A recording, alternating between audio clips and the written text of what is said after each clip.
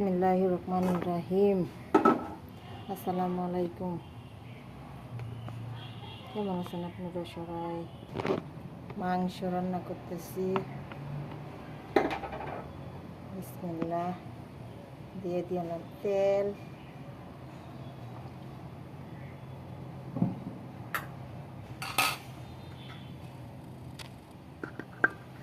হালগুড়া piece, তেজপাতা,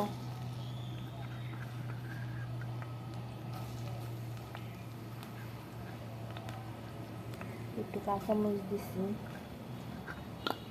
ফ্রিজেতে পারছি।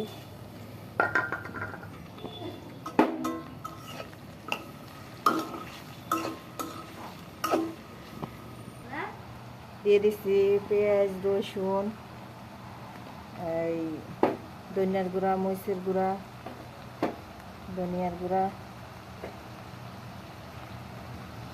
আদা,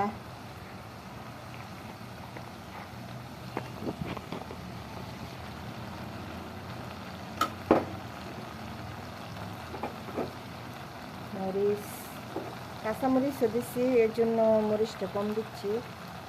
মরিচ, গোলমরিচ,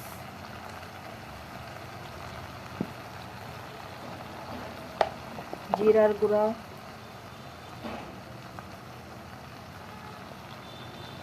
পরিমাণ মতো কষানি দিলাম।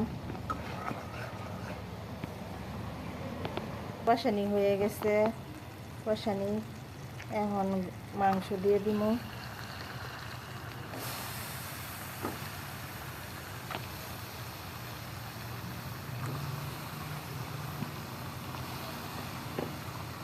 দিয়ে দিলাম মাংস। এখন লাড়াছাড়া দিয়ে একটু কষানি দিব। কষানি শেষ হয়ে গেছে, এখন ঝোল দিয়ে দিব হালকা, সিদ্ধ হতে যা লাগে।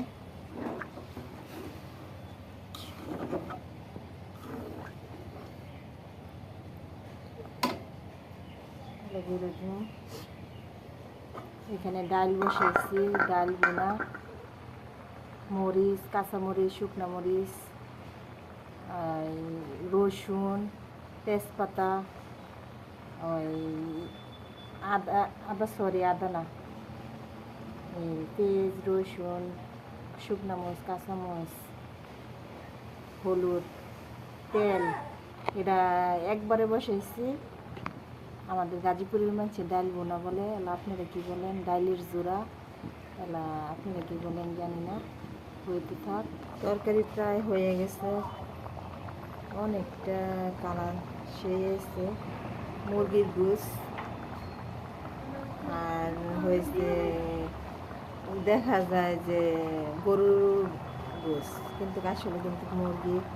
কাঁচামরিচ দিয়া ডালের বোনা, গরম ভাত, অনেক মজা। কে কে খাবেন আসেন, আর যদি না আসতে পারেন তাহলে রান্না করে খান। বোম্বাই মরিচ, আমরা কামডেঙ্গা মরিচ বলি। আর এসে মুরগি। আদিপ পড়তে বসছে, হ্যাঁ রুটি দিয়ে মাংস দিয়ে খাবে, পাগল হয়ে গেছে বেদব ছেলে। খালি একটু পরে পরে আম্মু আমার রুটি বানায় দাও। মাংসের তরকারি হয়ে গেছে, ডাইলের জোড়া,